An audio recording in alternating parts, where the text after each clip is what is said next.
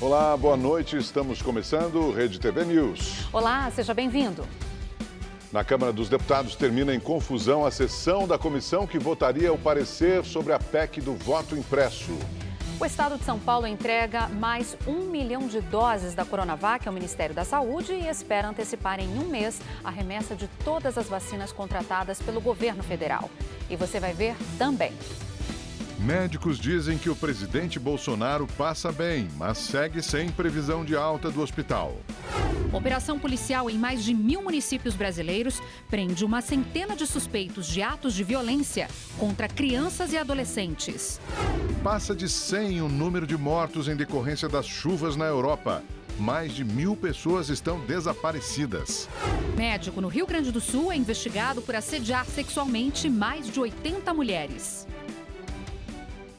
O presidente Jair Bolsonaro permanece em observação no hospital na Zona Sul de São Paulo. O repórter Guilherme Lopes está no local e conversa com a gente agora ao vivo com as últimas informações. Boa noite, Guilherme. Já tem o último boletim médico sobre o estado de saúde do presidente? Olá, Augusto, Milena, boa noite a vocês, a todos que estão ligados com a gente. O último boletim divulgado foi no começo da tarde. Toda a imprensa está no aguardo de mais um boletim que deve ser divulgado por volta das 8 horas da noite. De acordo com esse boletim que foi divulgado hoje à tarde, o estado de saúde de Jair Bolsonaro é considerado muito bom.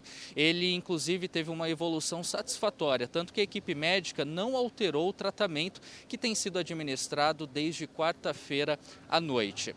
O boletim disse que não há previsão de alta. No entanto, hoje à tarde, em entrevista ao jornal O Globo, o cirurgião gástrico Antônio Luiz Macedo, que atende Jair Bolsonaro, disse que a previsão é que ele tenha alta em 2 dias. Quando sair do hospital, ele terá uma alimentação cremosa, depois de alguns dias passará a uma alimentação pastosa e só depois de uma semana ele deverá voltar a se alimentar normalmente.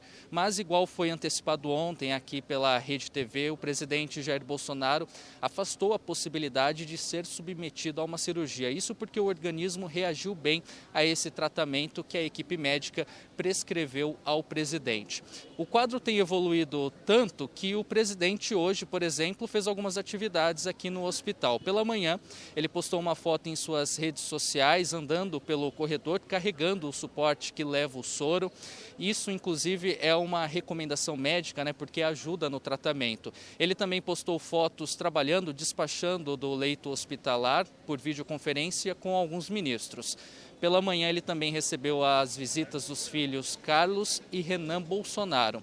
E a primeira-dama, Michele Bolsonaro, tem ficado com ele a maior parte do tempo. Hoje cedo, inclusive, ela foi vista saindo aqui do hospital. Bom, a gente continua aqui em frente ao hospital, aguardando esse novo boletim médico para saber se vai ter alguma novidade em relação àquilo que já foi divulgado. De São Paulo, Guilherme Lopes para o Rede TV News. Tá certo, a qualquer momento então, Guilherme, obrigada. Mais de 100 pessoas foram presas hoje em uma operação do Ministério da Justiça que apura crimes contra crianças e adolescentes. Em todo o Brasil, desde o início da ação, que começou no dia 4 de junho, mais de 1.000 suspeitos já foram detidos. A ação contou com a participação de mais de 6.000 agentes da Polícia Civil de todo o país e ocorreu em 1.047 municípios brasileiros. O objetivo foi o combate a crimes contra crianças e adolescentes. A operação, batizada de Acalento, foi coordenada pelo Ministério da Justiça e começou em junho, após a morte do menino Henri Borel, no Rio de Janeiro, vítima de agressões cometidas pelo padrasto, o ex-vereador Dr. Jairinho, que está preso. Hoje foi definido como o dia D, em que os policiais foram às ruas simultaneamente em todo o Brasil, com a missão de cumprir 374 mandados de prisão. Desde o início da força-tarefa, quase 17.000 vítimas foram atendidas. Cerca de 1.500 medidas protetivas foram solicitadas. Além disso, 7.500 policiais foram envolvidos nas ações. É uma operação nacional que desde o dia 4 de junho está acontecendo em todo o Brasil, em razão do Dia Internacional de Combate a qualquer tipo de violência contra crianças e adolescentes. Esse dia foi indicado pela Organização das Nações Unidas para alertar todo o país sobre crimes contra esse público infanto-juvenil. Os policiais também apreenderam 111 armas. Foram cumpridos quase 300 mandados de busca e apreensão. Dados do Ministério da Mulher, da Família e dos Direitos Humanos mostram que somente no primeiro semestre de 2021 foram mais de 35 mil denúncias de violência contra crianças e adolescentes. É uma determinação da Presidência da República, é uma determinação do nosso ministro, a proteção das nossas crianças. As nossas crianças são o futuro do nosso país. E o Ministério da Justiça vai atuar de forma firme e sem trégua a esses agressores. Um cirurgião plástico de Porto Alegre está sendo acusado por mais de 80 mulheres de abuso sexual. De acordo com a polícia, as vítimas são pacientes e ex-funcionárias do médico. Os relatos das vítimas assustam. Eu fui com uma amiga minha, né? Eu não conhecia o local e daí eu sempre gosto de ir acompanhada. E ele pediu para que essa minha amiga passasse junto na sala, que ele iria fazer uma consulta cortesia para ela. Daí eu já achei um pouco estranho, né? Então ele pediu para que eu passasse em outra sala separado para ele examinar. Chegando na sala, ele pediu para que eu tirasse a roupa, até então, procedimento padrão, né? Mas aí eu notei que ele começou a palpar demais. Ele me puxou pra sentar no colo dele. Eu comecei meio que tremer, sabe, em pé, enquanto ele me alisava. E então ele me puxou pra sentar no colo dele e eu me segurei. Então ele puxou outra cadeira e pediu pra que eu sentasse na frente dele, que ele queria que eu ficasse calma. Pegou minhas mãos o tempo todo puxando em direção a ele pra tocar nele.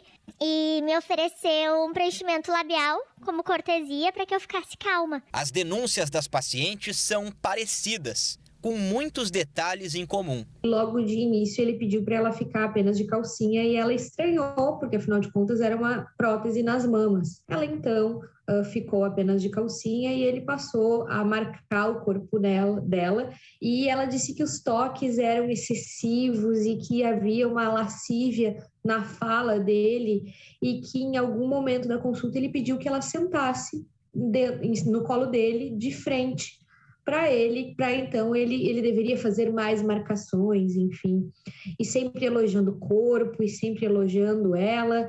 E aí, em dado momento, ele disse que ele poderia fazer um procedimento extra e ele então deu a entender que esse pagamento poderia ser feito com uma troca sexual. Já são mais de 80 mulheres que procuraram a polícia com denúncias como essas. O cirurgião plástico gaúcho Klaus Brodbeck é acusado de abuso sexual por pacientes e ex-funcionárias.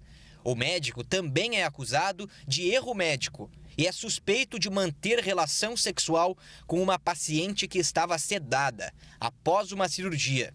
No início da semana, a Polícia Civil cumpriu mandado de busca e apreensão na residência e no consultório que Klaus atendia. A Justiça negou o pedido de prisão preventiva. A defesa do médico nega todas as acusações. Ele prestou durante mais de 4 horas de depoimento, interrogatório aqui na delegacia. Durante o interrogatório, que foi acompanhado pelo advogado, ele negou todas as acusações. Então, estamos averiguando. Também temos consciência e conhecimento, né, das ocorrências que chegaram contra a ex-namorada dele, que estaria ameaçando as vítimas. Já foi instaurado inquérito, inclusive ela também foi interrogada ontem à tarde. A Polícia Civil trabalha em uma força-tarefa para apurar as 86 denúncias contra o cirurgião Klaus Brodbeck. Todos os relatos serão investigados em inquéritos individuais. 4 suspeitos morreram durante um confronto com a polícia no Complexo do Salgueiro, em São Gonçalo, na região metropolitana do Rio de Janeiro. Entre eles está Rayane Nazaré Cardoso da Silveira, conhecida como Hello Kitty. Ela tinha 20 anos de idade, era uma das criminosas mais procuradas do Rio de Janeiro. Segundo a polícia, Rayane era o braço direito do pai, Alessandro Luiz Vieira Moura, chefe do tráfico na localidade, que também morreu nesta mesma ação. A polícia disse que foi chamada à comunidade para verificar o relato de que uma família estaria sendo mantida refém, mas na chegada dos agentes houve um intenso tiroteio. A PM, então, não teve confirmação sobre a denúncia. E uma modelo de 22 anos morreu após um acidente de moto quando viajava com o marido de Minas Gerais para Santa Catarina. O casal mantinha um canal com milhares de seguidores para divulgar as viagens pelo Brasil. O acidente foi na BR-277, em São José dos Pinhais, próximo a Curitiba. De acordo com a polícia, a moto onde o casal viajava bateu na lateral de um caminhão que manobrava na pista. A modelo e influenciadora digital Júlia Enes Caiuela, de 22 anos, chegou a ser socorrida, mas morreu no hospital. O marido dela, Daniel Caiuela, está internado, passou por uma cirurgia no braço, mas não corre risco de morrer. O casal tinha milhares de seguidores no perfil, onde divulgava as viagens pelo país. Nas últimas postagens, momentos antes do acidente, Júlia filmou o trecho de serra com muita neblina. Júlia e Daniel saíram de Belo Horizonte na última quarta-feira e pretendiam ir até o extremo sul de Santa Catarina. A polícia do Paraná abriu uma investigação sobre as causas do acidente. Em Porto Alegre, já são mais de 42 horas de busca pelos 2 bombeiros desaparecidos no prédio da Secretaria de Segurança Pública do Estado do Rio Grande do Sul. A dupla trabalhava no combate às chamas dentro do edifício. Uma força-tarefa do Corpo de Bombeiros trabalha sem parar na busca pelo tenente Deroci de Almeida da Costa e pelo sargento Lúcio Munhoz. Eles trabalhavam no combate ao incêndio que consumiu o prédio da Secretaria de Segurança Pública do Estado. Cães farejadores e equipes especiais auxiliam no trabalho. A estrutura do prédio foi bastante abalada, o que deixa as buscas mais demoradas. A maior dificuldade é o acesso. E a segurança, ainda nós temos alguns pontos que oferecem riscos de desabamento do prédio e o acesso, né? Nós temos muito entulhos, concreto, enfim, lajes aí que vieram abaixo que dificultam o nosso trabalho. A equipe de buscas acredita que os bombeiros desaparecidos estejam entre o primeiro e o segundo andar do prédio. Pela percepção de alguns servidores que estavam trabalhando na parte interna, quando do desabamento, nós tivemos uma equipe que conseguiu sair, estava combatendo o incêndio pela parte interna, conseguiram sair, foram 3 ou 4 servidores que estavam fazendo, e eles perceberam a entrada desses 2 companheiros, né, também para auxiliar. Mais de 20 bombeiros atuam no resgate noturno, com auxílio de batalhões do interior e do Exército. Mais de 70% dos paulistanos com idade acima de 18 anos já receberam a primeira dose do imunizante contra a Covid-19. De acordo com o secretário municipal de saúde, essa marca foi atingida ontem. A informação foi repassada hoje durante a entrega de cabines de espirometria, que auxiliam no diagnóstico de doenças pulmonares, na Unidade Básica de Saúde da Vila Medeiros, na Zona Norte de São Paulo. Mais de 8.400.000 doses aplicadas na capital.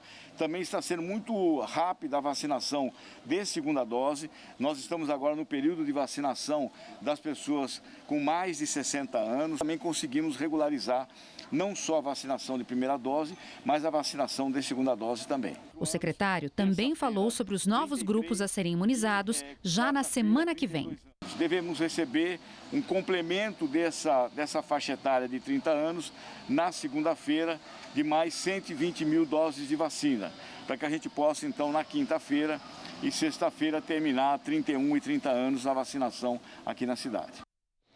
Em São Paulo, hoje foi dia de pessoas com 35 anos ou mais serem imunizadas. Pela manhã, mais um lote com doses da Coronavac foi entregue ao Plano Nacional de Imunização.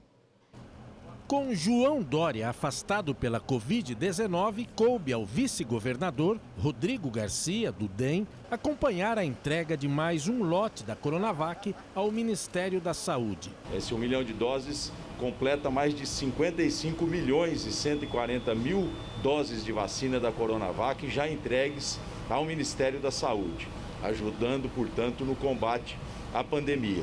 A previsão é que o Instituto Butantan entregue pelo menos 10 milhões de doses da vacina para o Programa Nacional de Imunização ainda este mês. Além disso, a expectativa é que até o final do mês de agosto, todas as entregas de vacinas previstas sejam concluídas, antecipando em pelo menos 30 dias o que prevê o contrato com o Ministério da Saúde. Na capital, o grupo de 35 anos ou mais, com cerca de 150 mil pessoas, começou a ser imunizado hoje. Mesmo com a longa fila no posto ao lado do Instituto Butantan, o sentimento era de alívio e esperança. As pessoas têm que se cuidar, têm que começar a ter mais zelo, a voltar a tomar vacina. Que tudo isso acabe, né? Que a gente possa voltar à normalidade. De olho no avanço da imunização, o governo do estado prevê aplicar a primeira dose até o dia 20 de agosto em quem tem de 18 anos para mais. E depois os adolescentes. Iniciando especialmente com adolescentes grávidas e também com pessoas, crianças e adolescentes com comorbidades, então problema do coração, no pulmão, diabetes, autismo, Down. Meu sonho é que a gente consiga definitivamente controlar a pandemia no nosso país.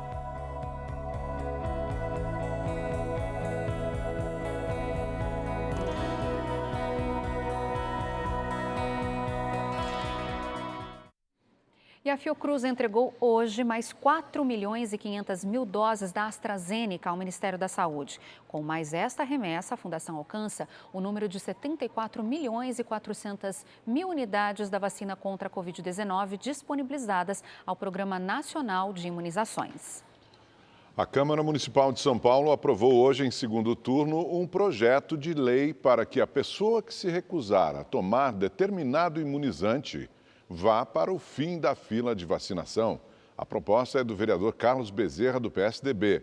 O texto, que ainda precisa ser sancionado pelo prefeito Ricardo Nunes, estabelece a criação de um termo de recusa, que deverá ser assinado por aquele que rejeitar a vacina oferecida nos postos de saúde. A Prefeitura do Rio de Janeiro confirmou mais um caso de infecção pela variante Delta. E o repórter Tony Vendramini tem as informações e fala agora ao vivo conosco. Boa noite, Tony. Seja bem-vindo. Boa noite, Milena. Boa noite, Augusto. Muito boa noite a todos que nos acompanham. Pois é, esse é o terceiro caso confirmado de infecção pela variante Delta do coronavírus aqui na capital. A paciente é uma mulher de 72 anos, com comorbidades, moradora da Zona Oeste e que desenvolveu uma síndrome gripal leve e já está recuperada. Os outros dois casos são de dois homens, um de 27 e outro de 30 anos. Hoje, durante a divulgação do boletim epidemiológico, a Prefeitura anunciou uma boa notícia, né? Vamos aos números. Redução aí nos óbitos no Rio de Janeiro de 79% nessas últimas 4 semanas, redução de 77% nos casos de síndrome respiratória aguda grave e 26% nos casos leves da doença. Isso por causa do estágio avançado da vacinação aqui no Rio de Janeiro. Aqui na capital, mais de 68% da população adulta já foi imunizada e a Prefeitura anunciou que nas próximas semanas vai acelerar ainda mais essa imunização. Vamos ver na reportagem. O prefeito Eduardo Paes e o secretário de Saúde anunciaram a antecipação do calendário de vacinação contra a Covid-19 em 12 dias. 31 dias, um mês, né? Todos os cariocas adultos vão estar vacinados com a primeira dose, né? Então a gente corre mesmo com isso e vamos buscar correr. O objetivo é que todas as pessoas maiores de 18 anos recebam a primeira dose do imunizante até o dia 18 de agosto. Em seguida, começa a vacinação dos menores de idade. Essa nova etapa começa com meninas de 17 anos no dia 19 de agosto e com meninos da mesma idade no dia seguinte. A previsão é que todos os jovens entre 12 e 17 anos recebam a primeira dose da vacina até o dia 12 de setembro. A Prefeitura também planeja a aplicação de uma terceira dose em idosos e com imunizantes diferentes. A medida vai funcionar como um reforço na imunização de pessoas com 60 anos ou mais. Se tudo correr como planejado, essas doses começam a ser aplicadas já em outubro. Essa é uma discussão que precisa se começar a ser debatida, se há necessidade de reforço para idosos, somente para idosos, para outra população, a gente nem cogita essa possibilidade, a possibilidade é só para idosos, então é uma discussão que precisa acontecer. A gente vai poder olhar alguns dados aí de como é que estão os níveis de proteção dos idosos que tomaram as vacinas no mês de janeiro, fevereiro e março. Aos poucos a gente vai conseguindo apurar melhor essa informação. A Prefeitura do Rio planeja que toda a população carioca esteja completamente imunizada com a segunda dose da vacina até novembro. Para que isso aconteça, será realizada uma grande repescagem no mês de setembro para todas as pessoas com 18 anos ou mais que, por algum motivo, não tenham tomado a segunda dose do imunizante. Durante a coletiva, também foram divulgadas atualizações sobre o projeto Paquetá Vacinada. A ilha está sendo palco de um estudo para ver como o vírus se comporta com toda a população imunizada. No próximo dia 25 de julho, serão vacinados os adolescentes entre 12 e 17 anos. E no próximo dia 15 de agosto, todos os moradores da ilha vão receber a segunda dose da vacina. No final de julho, cerca de 31 mil moradores do Complexo da Maré, na zona norte da cidade, também terão a oportunidade de receber a imunização. Na ação, serão vacinadas todas as pessoas maiores de 18 anos. E agora vamos aos dados atualizados da vacinação no Brasil. 87.967.593 pessoas tomaram a primeira dose, o que representa 41,54% da população. 33.299.171 pessoas tomaram a segunda dose no país, ou a dose única, o que representa 15,73% da nossa população. E já foram aplicadas 121.266.764 doses de vacinas no Brasil. Os estados que mais vacinaram proporcionalmente a população com a primeira dose são São Paulo, com 49,10%, Rio Grande do Sul, com 48,5%, Mato Grosso do Sul, com 45,08%, Espírito Santo, com 44,95% e Paraná, com 44,23%. Entre as perdas e tristezas da pandemia, há aprendizados e alegrias, principalmente daqueles que sobreviveram à doença. Nós vamos juntos agora conhecer histórias de brasileiros que ficaram entre a vida e a morte. Exemplos para renovar a esperança. Vai lá! Informações eu trago já para vocês. O vídeo é da meia maratona concluída com sucesso, no Rio de Janeiro, em 2019. João não imaginava que 2 anos depois ele iria completar uma maratona inteira, só que no hospital. 131 dias depois, voltando para casa. A alegria de voltar para casa depois de uma longa jornada é inexplicável. Até a xodozinha da família, a Maia, esperava ansiosa. Você lembra de mim? É óbvio que ela lembra. Foram dias difíceis, uma longa jornada. A respiração ofegante é um sopro pela vida. Então, assim, ele piorava um dia, aí a gente ficava sofrendo. Aí, uns 2 dias depois, minha mãe falava que o médico ligou, falando que ele tinha melhorado. Só que no dia seguinte disso, ele piorava de novo. Você não consegue processar o que acontece. Aquilo te leva como se fosse uma enxurrada. E você só tenta só continuar mais um dia atrás do outro. Foram 3 pneumonias, uma traqueostomia e muita vontade de viver. Porque é muito sofrimento, mas a força, a vontade de querer viver, acho que é fundamental. A luta é uma luta, é uma batalha que você tem que trabalhar muito a cabeça. Eu sou muito ansioso. Mais de 90 dias de internação, a maior parte na UTI, e 1 mês para recuperar os movimentos. Foi preciso reaprender a andar e a falar.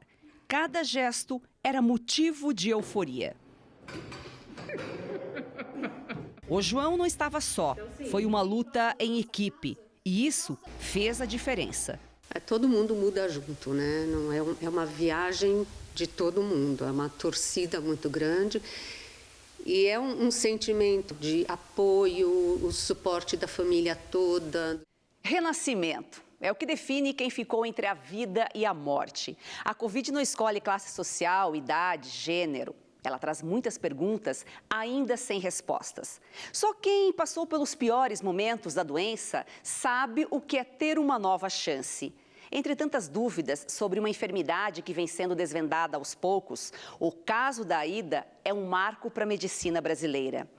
Ela ficou tão grave que até precisou fazer um transplante de fígado no período em que ficou internada. Foram 7 meses no hospital.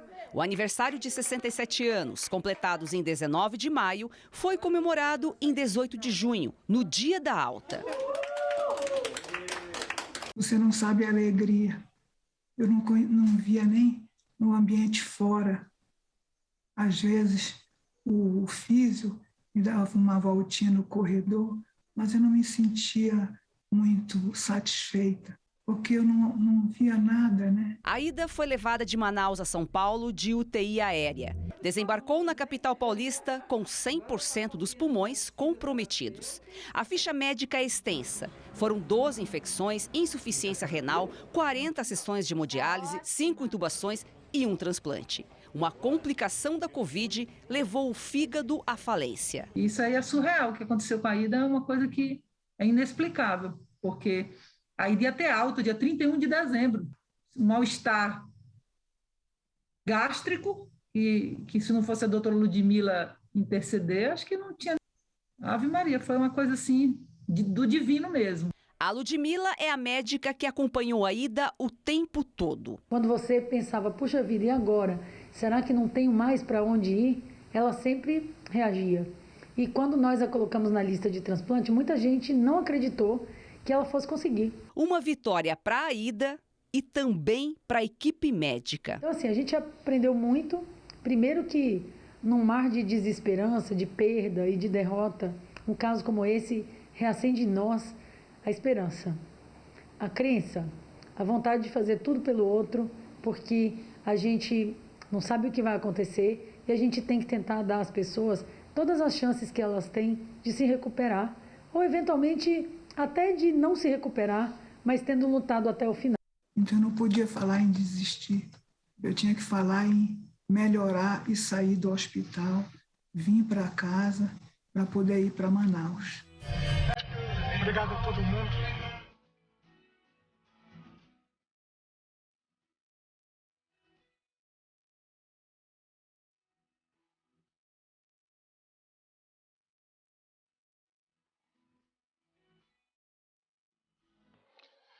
Em uma reunião tumultuada, a Comissão Especial da Câmara dos Deputados, que analisa a proposta de emenda à Constituição que cria o voto impresso, adiou a votação do parecer do deputado Felipe Barros, do PSL do Paraná, favorável à alteração na lei eleitoral. Após o requerimento que pedia a retirada da votação da pauta ser rejeitado, mesmo sob protesto de integrantes do colegiado, o presidente da comissão, Paulo Eduardo Martins, do PSC do Paraná, concedeu mais prazo para que o relator faça mudanças no texto. Assim, a análise da PEC só será retomada após o recesso parlamentar. A próxima reunião do colegiado está marcada para o dia 5 de agosto. O Produto Interno Bruto, soma de todos os bens e serviços produzidos no país, cresceu 9,7% no trimestre encerrado em maio, em comparação com o mesmo período de 2020. Em relação ao trimestre anterior, a economia encolheu 0,9%. Considerando apenas maio, o PIB teve alta de 1,8% se comparado ao mês anterior e 14,4% em relação a maio de 2020. E voltamos agora ao vivo com o repórter Guilherme Lopes, que está em frente ao hospital onde está internado o presidente Jair Bolsonaro, em São Paulo.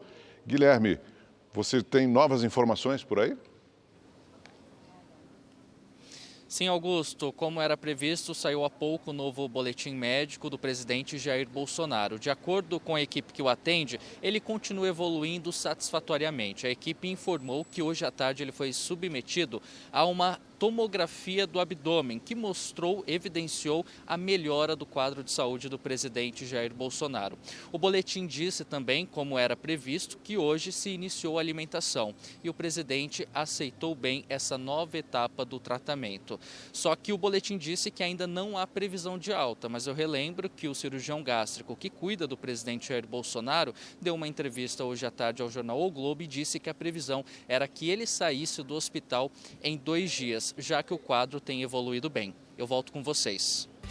Agora vamos aos números da Covid-19 no Brasil. De acordo com o Ministério da Saúde, 17.951.000 pessoas se recuperaram da doença, 816 mil estão em acompanhamento. Desde o início da pandemia, mais de 540 mil pessoas morreram por causa da Covid-19 no país. Um dos maiores festivais internacionais de circo contemporâneo terá pela primeira vez em quase 20 anos uma edição online. Os espetáculos, que tradicionalmente são apresentados nas ruas e em espaços culturais de Belo Horizonte, poderão ser vistos a partir de hoje pela internet. O Pedro e a Maíra abriram uma escola de circo em Belo Horizonte há quase 2 anos. O local ficou um bom tempo fechado por causa do isolamento social, mas os malabarismos e acrobacias não foram deixados de lado. O casal aproveitou o espaço para a criação de um espetáculo audiovisual que será uma das atrações do Festival Mundial de Circo. Tivemos que nos adaptar, passar para uma outra linguagem, para um outro sistema, já que a gente não tem um encontro presencial entre artista e público. Há quase 20 anos, o Festival Mundial de Circo é realizado em ruas e espaços culturais aqui de Belo Horizonte. Agora, por causa da pandemia, o público será transportado para um picadeiro virtual. As apresentações da versão online vão até o dia 25 deste mês. Os fãs da arte circense terão acesso gratuito a 24 trabalhos de média e curta duração do Brasil e do exterior. As produções com trapezistas, ilusionistas, contorcionistas e palhaços estão garantidas. A gente criou uma cidade do circo suspensa e aí você vai navegar nessa plataforma e escolher os espaços que você deseja assistir. O Rafael vai se apresentar no espetáculo de abertura do festival, Noite Enluarada. A atração conta com artistas do Brasil e do Uruguai e promete divertir o público com um cabaré de palhaços. Participar do festival esse ano é uma oportunidade também de descobrir essa linguagem híbrida entre o cinema, o teatro, o circo. Uma das atrações mais esperadas é o espetáculo de um grupo canadense formado por ex-integrantes do Cirque du Soleil. A apresentação viaja para um futuro próximo, onde os artistas são forçados a se reunir em segredo em espaços abandonados. O público pode esperar trabalhos bastante diversos, surpreendentes e misteriosos. Aproveite!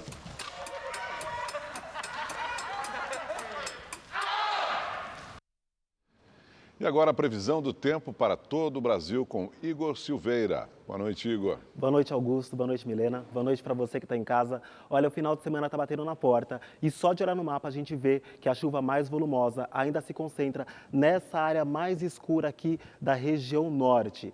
E o destaque é a mudança do tempo nos próximos dias. No sul, por exemplo, a frente fria se mantém e as temperaturas ficam baixas no Paraná, em Santa Catarina e no Rio Grande do Sul. Então, prepara o casaco e aquele chimarrão quentinho, porque só assim para esquentar.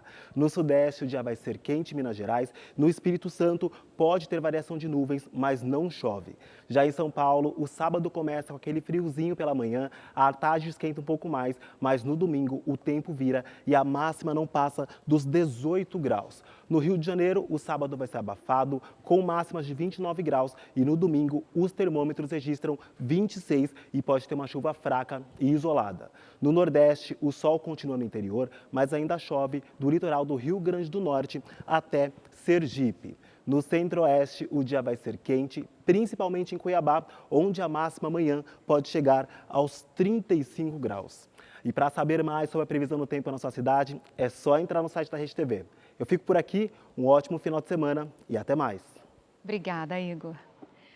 Os governadores dos 9 estados que compõem a região amazônica lançaram hoje em Brasília o Plano de Recuperação Verde da Amazônia Legal.